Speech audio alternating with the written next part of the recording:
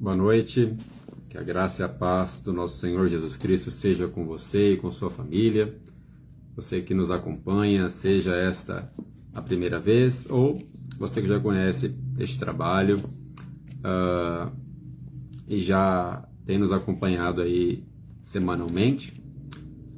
Já de início quero pedir que você compartilhe essa transmissão, envie aí para os seus grupos de família, de amigos, compartilhe pelo próprio Facebook.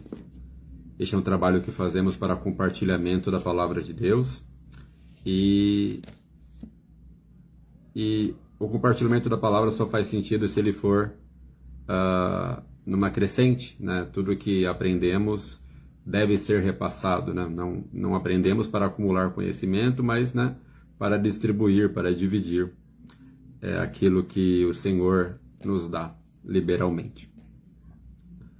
Então, como de costume também, sempre digo isso, e sempre é importante, abra aí a sua Escritura, a sua Bíblia.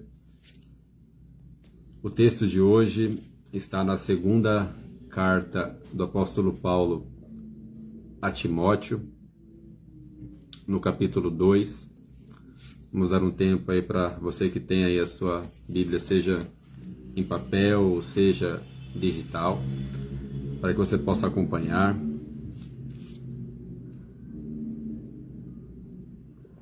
Lá no final da Bíblia, lá no final do Novo Testamento, segunda carta do apóstolo Paulo a Timóteo, capítulo 2. Estaremos lendo a partir do verso 19. Estaremos lendo um trecho um tanto curto, mas com uma profundidade bem interessante para a nossa vida. Então, segunda carta de Paulo a Timóteo, capítulo 2, versos de 19 a 21.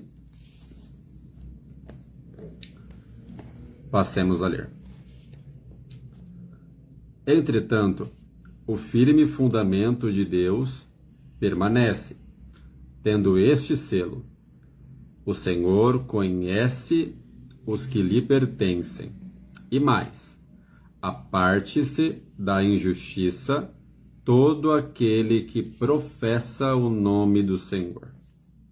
Ora, numa grande casa, não há somente utensílios de ouro e de prata, há também de madeira e de barro.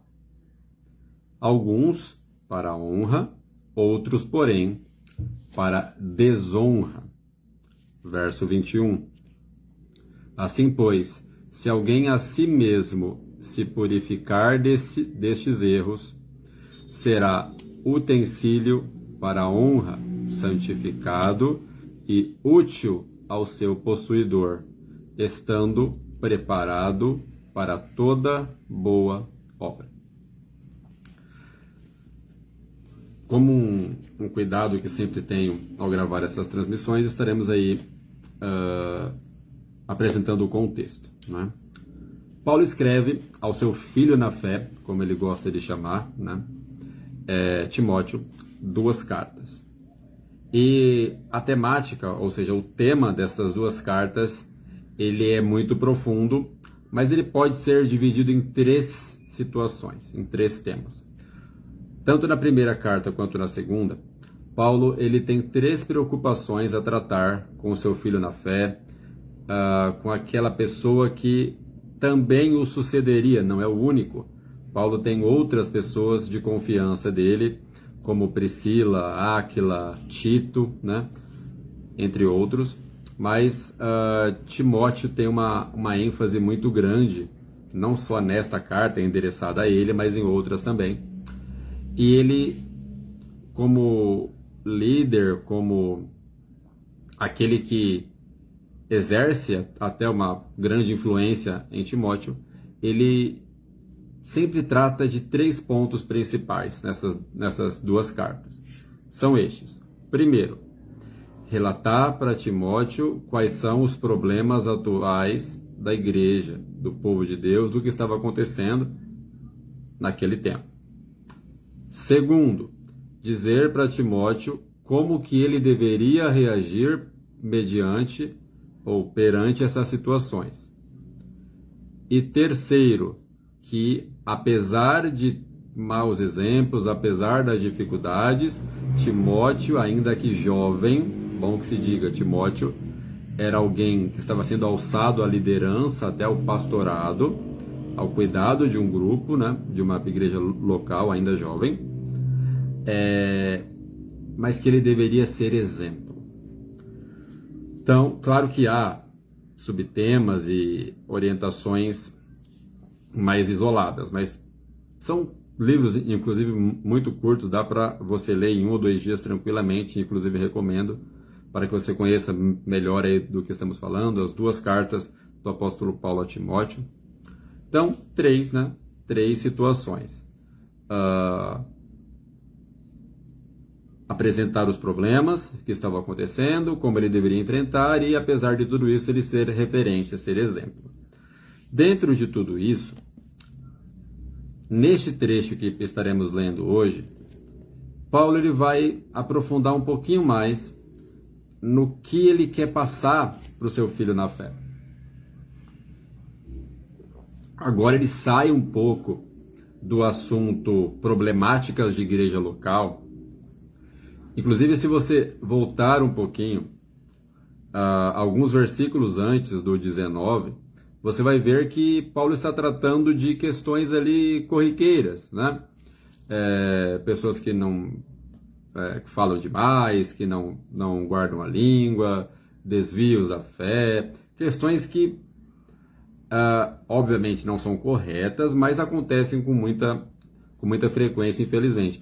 Mas chega num dado momento em que ele aprofunda um pouquinho mais e agora Paulo vai falar de identidade cristã.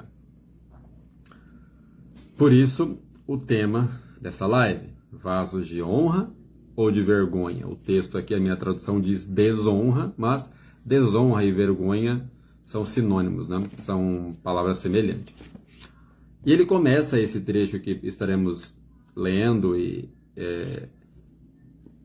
explicitando aqui hoje, dizendo o seguinte, que o fundamento de Deus sempre permanecerá com um selo. O que é esse fundamento de Deus? Apesar de todos os problemas que a igreja enfrentava na época e ainda enfrenta, existe um fundamento norteador para todo líder, seja jovem como Timóteo ou seja mais experiente, né? Que é você saber pelos frutos que a pessoa dá quem ela é. Então, uma orientação aí para um pastor local, que era o caso dessa carta, e também, como toda a Escritura Sagrada, os 66 livros são inspirados, são extremamente úteis, não somente para líderes, mas para todo aquele que quer conhecer a Jesus e toda a história que levou até Jesus, ele também serve para nós, né? Esse fundamento, ele tem um selo. Qual é este selo? De que o Senhor conhece os que lhe pertencem e que aqueles que pertencem ao Senhor, como sinal de confirmação de que pertencem ao Senhor, devem se afastar. O termo aqui, aparte-se, é o afastamento brusco. Não é você dar um passinho para trás.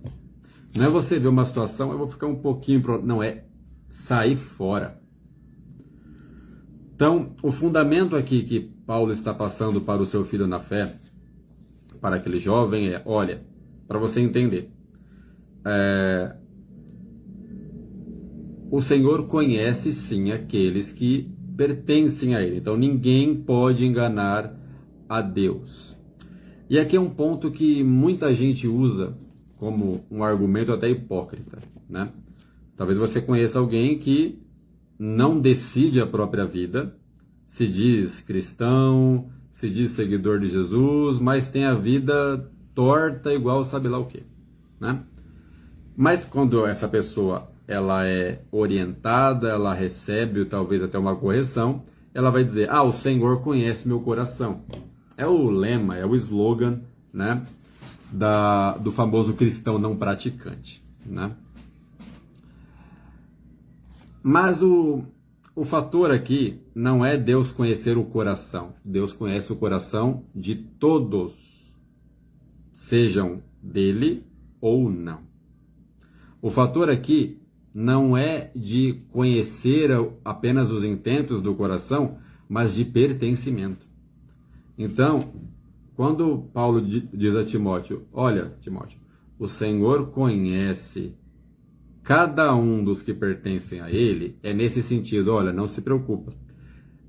Muita gente pode enganar o seu próximo. Pode enganar o seu pai, sua mãe, seu líder local, a sua igreja local, o grupo do qual você faça parte, né? Mas ninguém engana ao Senhor. E esse fundamento ele se estende.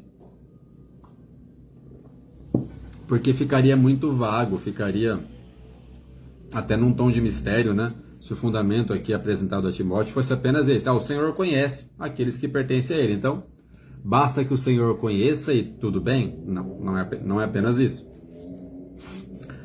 Ele conhece, mas quem pertence a ele também se faz conhecido. Não pelo que fala que é, porque é muito comum alguém dizer, eu sou isso, eu sou aquilo, eu sou bom. Não. Mas pelo que as suas atitudes dizem dele. Né? E a característica principal, Paulo poderia gastar aí horas listando pecados, listando situações que desagradam a Deus, como ele faz em outras cartas, né? Mas aqui ele se limita a dizer: o principal sinal daquele que pertence ao Senhor, e nós já vamos entrar na parte dos vasos, é aquele que professa o nome do Senhor, aparta-se da injustiça.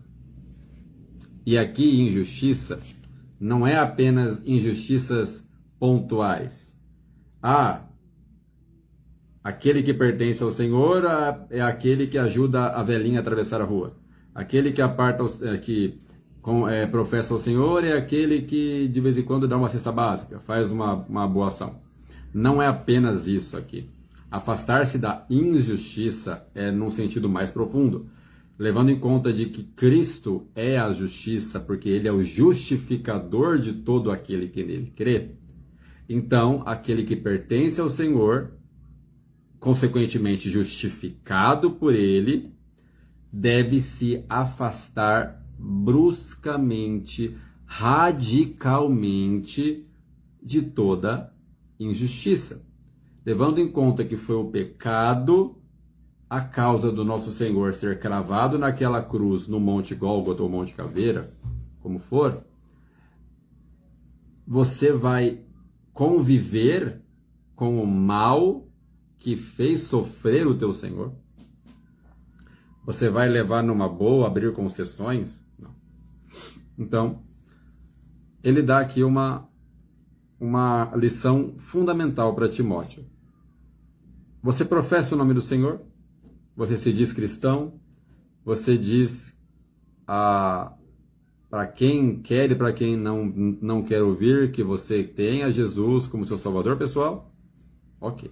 Então, não adianta apenas falar, demonstre que você é uma pessoa que não apenas, eu não lido bem. Não, você não tolera a injustiça. E não é só a injustiça pessoal, própria, particular.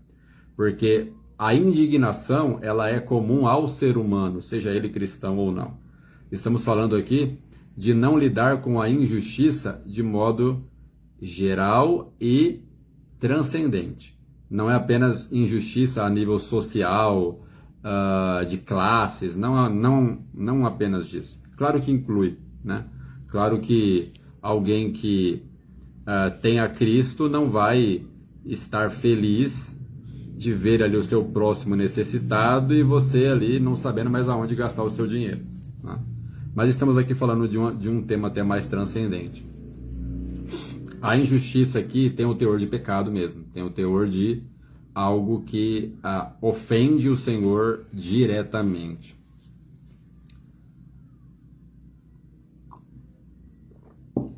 Então Paulo apresenta essa base, esse fundamento para o seu filho na fé, e agora ele vai fazer uma simbologia. Ele vai usar um pouco da didática, né? Então ele vai apresentar uma cena hipotética para Timóteo, para que ele entenda o porquê que algumas coisas acontecem. Ele está falando aqui de identidade, de como identificar um cristão genuíno. Mas para aquele jovem pastor, agora ele está apresentando por meio desse símbolo que estaremos lendo a partir do verso 20, o porquê que existem pessoas que são falsas. Dizem crer em algo, mas vivem como se não crescem em nada. Verso 20. Ora, numa grande casa. Aqui eu vou explicar pontualmente. Paulo não está falando aqui de uma casa comum, onde mora uma família, marido, mulher, um filho ou dois e um cachorrinho. Não. Ele está falando de uma grande casa. Paulo aqui está falando de toda uma comunidade, de um local amplo, né? Ou um casarão onde caibam muitas pessoas, ou num sentido de um ajuntamento de pessoas grande, tá? Numa grande casa. E aqui ele vai usar a ornamentação da casa como esse símbolo. Não há somente utensílios de ouro e prata. Há também de madeira e barro. Aqui ele está dando um exemplo prático da vida comum de qualquer pessoa. Você tem utensílios de maior valor na sua casa e, por lógica, você guarda itens de maior valor nesses utensílios, não é? Geralmente você utiliza para guardar a sua comida, geralmente na despensa, no armário ou em algum lugar que você guarde. O local onde você guarda o teu arroz, o teu feijão, geralmente é um utensílio limpo, novo, não é? Sem nenhum tipo de sujeira, sem nenhum tipo de contaminação, não é? Mas aqui ele ainda vai além. Ele está colocando a prata e o ouro exatamente para simbolizar algo de grande valia. Podemos até dar um exemplo. Alguém que vai guardar joias, uma pessoa que tem joias, uma pessoa que tem, um colar, anéis de ouro, de prata, enfim, você não guarda numa lata de chocolate em pó. Você guarda ou na própria caixinha que já veio da joalheria, ou você guarda em algum local ali especial, um lugar alto, fechado, guardado, né? Mas na cultura daquela época, estamos falando aí de 2000 anos atrás, ao menos, não existiam cofres, não existia a tecnologia que temos hoje. Então, se guardava objetos de grande valor, coisas para se guardar por muito tempo, em vasos, né? em utensílios de ouro, de prata, muitas vezes até de bronze. Mas aqui ele se mantém nos dois que são mais valiosos. Então, já para diferenciar, existem utensílios mais importantes com maior valor do que outros. E ele diz, mas não há apenas utensílios de prata e ouro numa casa, mas também de barro e de madeira. E Paulo aqui ele vai descendo os níveis, né? Porque se você analisar, o barro, ele ainda armazena alguma coisa, né? Ainda hoje existe a cultura, inclusive temos aqui em casa, e talvez você que nos assiste também tenha filtro de barro, né? Culturalmente, centenas de civilizações guardaram durante séculos os seus alimentos em utensílios de barro, porque mantém temperatura ambiente, enfim.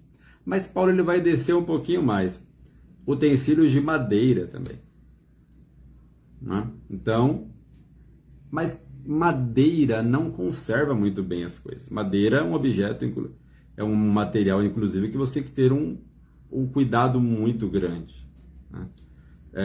Com a umidade, também você não pode deixar ao relento, porque se ficar ali tomando sol também pode causar algum dano. Então, Paulo ele vai usar quatro elementos e que eles vão perdendo valor e ganhando fragilidade. O barro, por mais que conserva, ele quebra com muita facilidade. Madeira apodrece. Então, Paulo vai dar esse exemplo dos utensílios no quesito do valor que se dá para eles. E agora Paulo aplica este exemplo que ele deu na vida prática. Alguns para honra, outros, porém, para desonra. Muito dificilmente alguém numa faxina, alguém numa organização da casa vai pegar um pote de ouro ou de prata e jogar no lixo. Cansei disso, vou jogar fora. Mais um caixote de madeira, mais um utensílio talvez de barro, você trincou, não tá envelhecido pelo tempo, eu vou me desfazer. Por isso, de honra e de vergonha. Quando você tem um utensílio na sua casa que está deteriorando, é vergonhoso que outros vejam, não é? Geralmente você não oferece aquele prato descascado para visita, geralmente você não... você dá uma maquiada na casa, né? Guarda os potes de requeijão, enfim, né?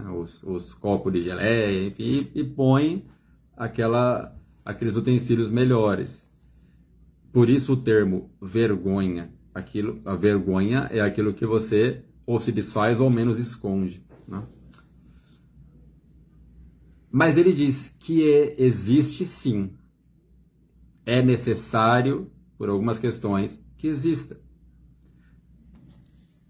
Você não vai guardar tranqueirada, geralmente homem tem esse costume, né? Ferramenta e parafuso e coisas que estão ali velhas já, num pote de prata, num baú todo. Não, você vai pôr numa lata de tinta lá vazia e, enfim, você não dá muito valor. O fator aqui é valor.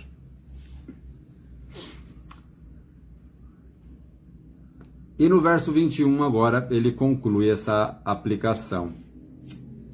Assim, pois, se alguém a si mesmo se purificar destes erros, será utensílio para a honra, santificado e útil ao seu possuidor, estando preparado para toda boa obra.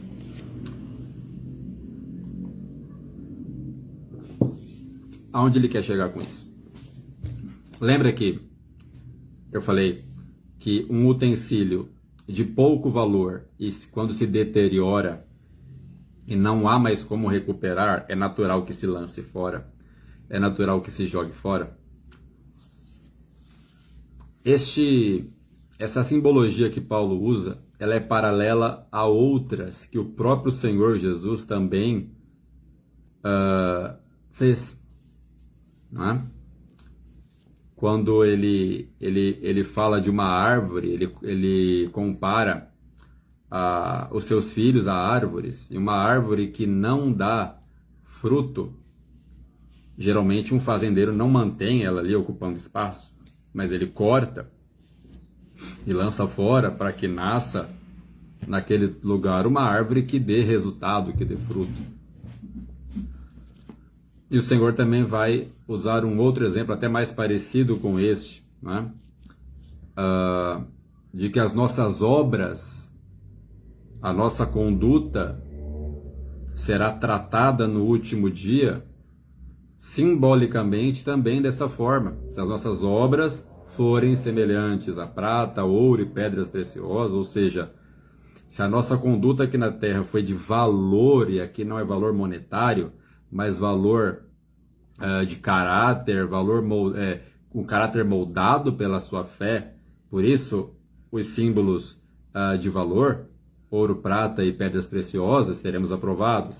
Agora, se as nossas obras foram passageiras, se a nossa conduta foi apenas religiosa, nós não fomos de fato transformados pelo Senhor, nossas obras serão comparadas a madeira, barro, e Jesus vai até mais além, né? Palha. Quem não conhece a expressão fogo de palha, né?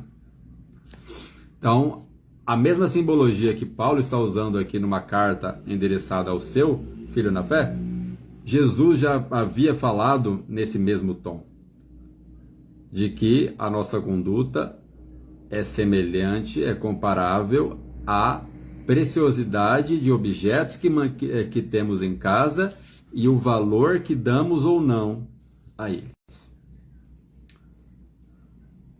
Só que no verso 21, Paulo ele vai aplicar essa simbologia a nós, ele vai dizer que podemos mudar a categoria deste utensílio que somos nas mãos do Senhor. É óbvio que um objeto que foi feito de barro não vai se transformar em ouro. Semelhantemente, o contrário, um objeto de ouro não vai virar barro. Mas no verso 21, aplicando essa simbologia, ele vai dizer, olha, se alguém se purificar dos seus erros, dos seus pecados, e só se purifica pelo sangue de Jesus.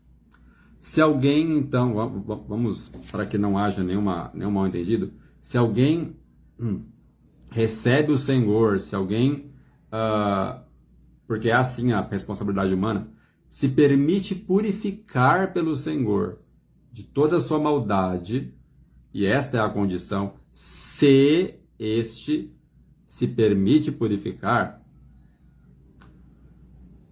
será utensílio para a honra.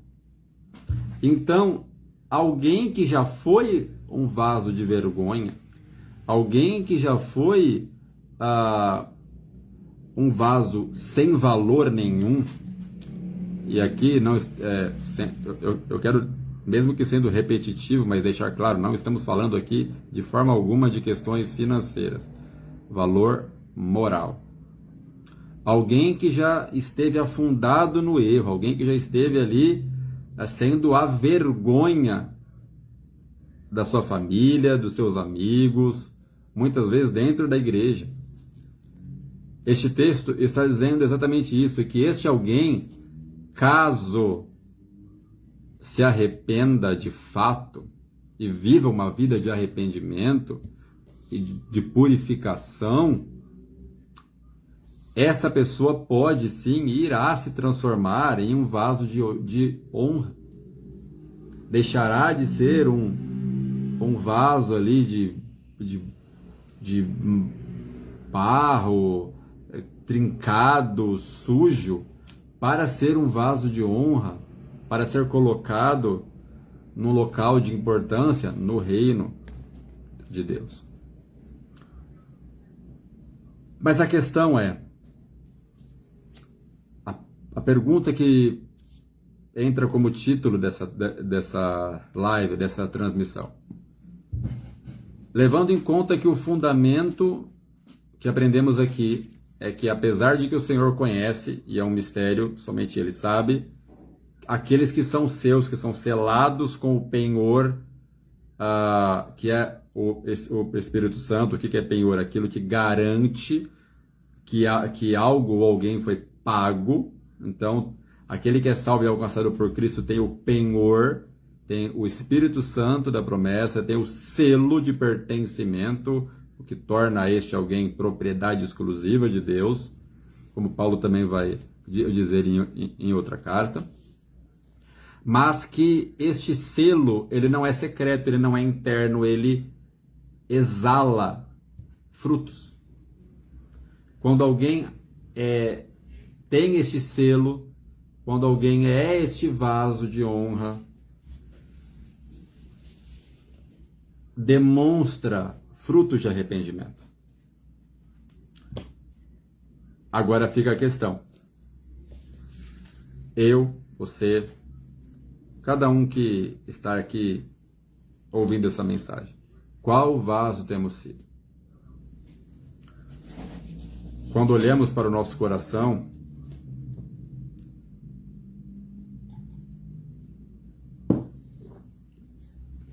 levando em conta que não se guarda, desculpa o termo mais duro, mas não se guarda porcaria em vaso de ouro.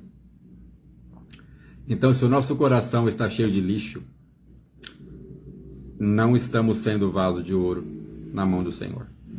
Se o nosso coração está cheio de insensibilidade, se fazemos mal ao nosso próximo, se somos ríspidos o tempo todo, ríspido aqui, grosseiro, estúpido, se eu sou alguém que prejudica de propósito meu próximo só para ver o mal, que torce pelo mal, que não perdoa, que ama as questões desse mundo mais do que a Deus.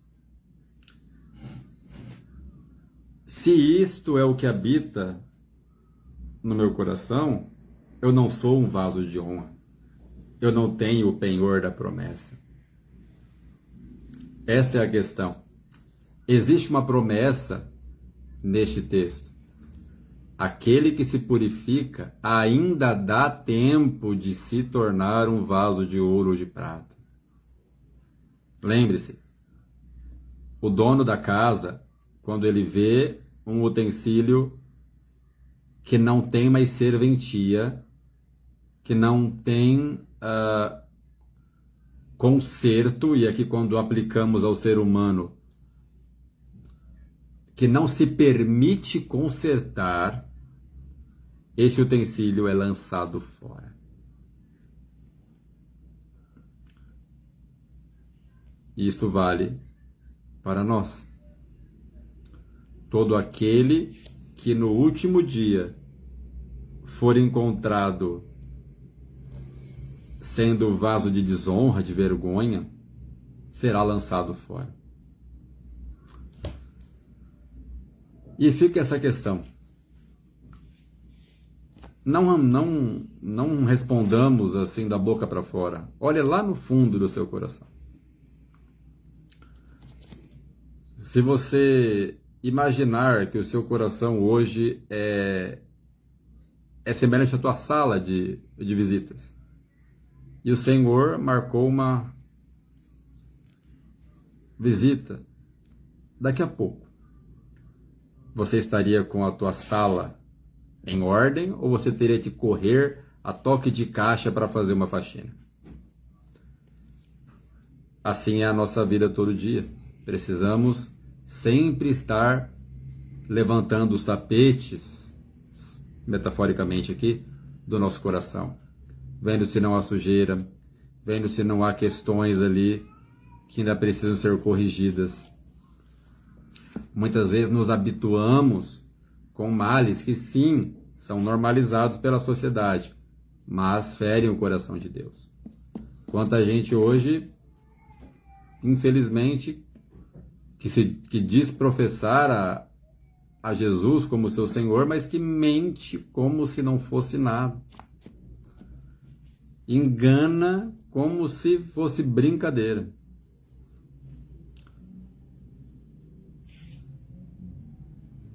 O vaso é conhecido pelo que é guardado dentro dele.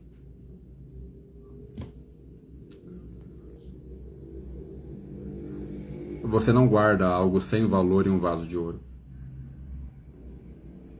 Assim como você... E aqui eu quero usar um exemplo. Sempre quando vamos citar uma fala de uma outra pessoa, é bom que se diga, né? Então essa fala não é minha. Eu acho que se encaixa bem nessa transmissão. Uma vez eu escutei um sermão, até paralelo a este tema que estamos falando, do reverendo Augusto Nicodemos, né? Ele falava da seguinte forma, que muitas vezes nós julgamos aos outros e até a nós mesmos pela aparência. Parece limpinho, parece que está tudo certo. Não. E aí ele usa um símbolo que até choca no início, mas você vai entender. Se você for convidado para almoçar na casa de alguém, e essa pessoa te recebe bem, te coloca ali à mesa, tal, e vai te servir o teu alimento e coloca no lugar do prato um pinico. Obviamente a tua reação vai ser olhar e tipo assim, você tá de brincadeira com a minha cara. E não vai adiantar nenhum argumento dessa pessoa, mas eu esterilizei, mas não tem nenhuma bactéria, mas ainda é um objeto que não é para alimentação humana.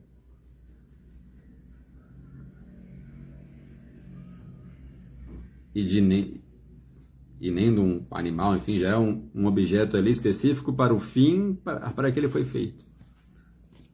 Então, esse reverendo usa esse exemplo para deixar isso claro. Não importa parecer limpo, mas a essência do que é.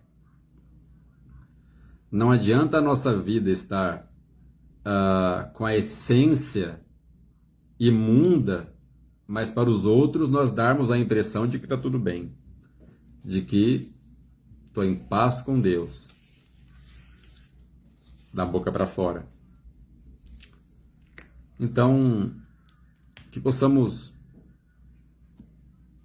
em alguns momentos dessa semana, de preferência diariamente, trazer essa pergunta ao nosso coração, à nossa mente.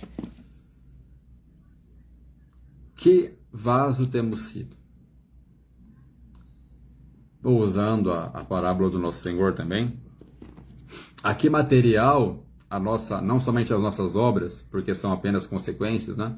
Mas a que materiais a nossa conduta cristã, o nosso caráter pode ser comparado?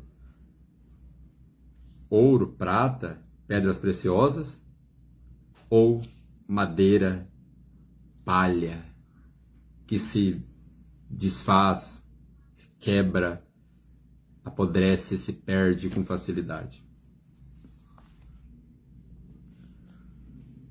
Se você chegar à conclusão de que a sua vida, de que as suas obras, de que a sua conduta, ainda que sendo uma pessoa religiosa, que a sua conduta pode ser comparada a barro, a madeira, a palha, de que você é uma pessoa inconstante, que não consegue abandonar ali certos pecados, certas situações, de que você tem um vício escondido lá no fundo do coração que só você sabe. A promessa apresentada por Paulo a Timóteo, ela é apresentada a cada um de nós. Ainda há o tempo da purificação, ainda há o tempo de sermos transformados em vaso de honra nas mãos do Senhor. E este processo é feito mediante arrependimento. Pecado confessado e deixado, este sim é perdoado. E não há pecado grande o suficiente, terrível o suficiente que o Senhor não possa perdoar. Já falamos aqui em lives anteriores que Ele levou sobre si todos os nossos pecados. A ira de Deus já foi derramada sobre Ele, a parte dele já está feita. Mas aí existe a nossa parte ainda de receber este perdão e viver de acordo com alguém que foi perdoado. Esta é a mensagem que não eu, mas que o Senhor tem para a nossa para nossas vidas essa noite e que possamos repensar a nossa conduta, a nossa maneira de lidar com o mal. Será que não estamos dando o braço, dando as mãos para a injustiça, para aquilo que envergonha o nome do Senhor? Aquele que professa o nome do Senhor deve ter noção de que não é qualquer Senhor. Aquele que carrega o nome de Cristo não pode ser semelhante à porca lavada que volta ao chiqueiro. Devemos viver diariamente uma busca por purificação pelo sangue de Jesus, nos lançando aos pés do Senhor em oração e pedindo que Ele nos perdoe, mas ao mesmo tempo nos comprometendo a aborrecer o pecado. Eu sempre dou este exemplo. Alguém que quer deixar de ser um alcoólatra não vai conseguir fazer isso na porta de bar. Isso vale para todas as áreas da vida. O processo de purificação ele é difícil, sim, mas ele é gradual e é um momento de extrema atenção. Então, se você é tocado por essa mensagem essa noite ou no horário em que você assistir, tenha essa convicção. Se lance sim aos pés do Senhor, busque graça, força em oração, implore sim, clame sim pelo perdão por tudo que você fez, por tudo que você é, porque não se perdoa apenas ações, mas a nossa vida por completo, ela ofende a Deus o tempo todo. Então, vivemos uma vida de arrependimento, mas também se comprometa a trilhar por um novo caminho. Sendo sim radical, fugindo do pecado e de tudo que te leva a ele. Então, respondendo, já que a live começa com uma pergunta, finalizaremos ela agora respondendo. Vasos de honra ou de vergonha?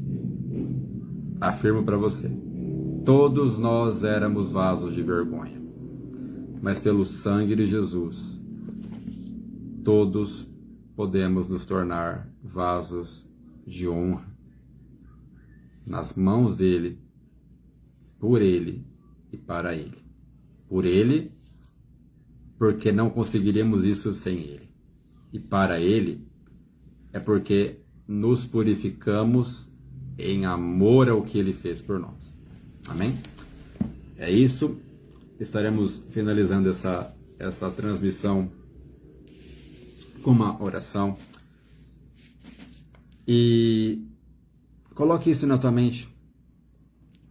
A gente não sabe o nosso dia de amanhã, que enquanto eu faço essa oração, você possa estar aí falando com o Senhor e apresentando tudo de ruim que há no teu coração, que muitas vezes nem teus pais sabem, nem teu cônjuge sabe, nem teus filhos sabem, mas que hoje você decide deixar para nunca mais voltar.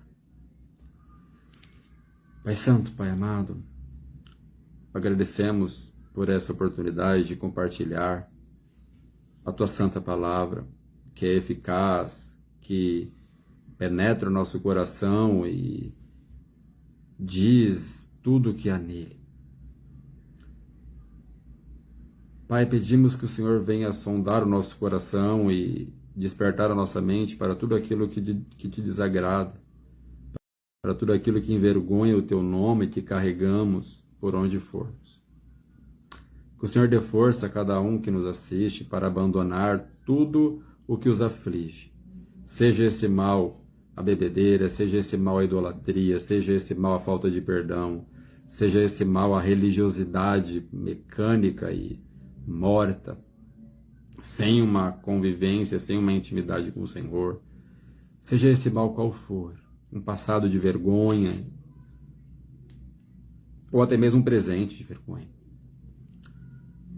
mas que este que se compromete hoje a deixar este caminho, que o Senhor possa dar graça e que possam trilhar um novo caminho para louvor e honra do Teu nome.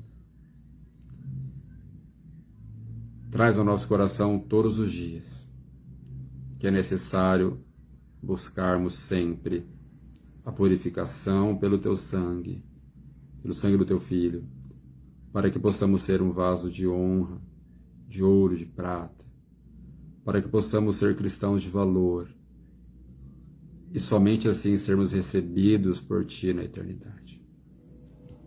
Essa é a nossa oração, em nome de Jesus. Amém.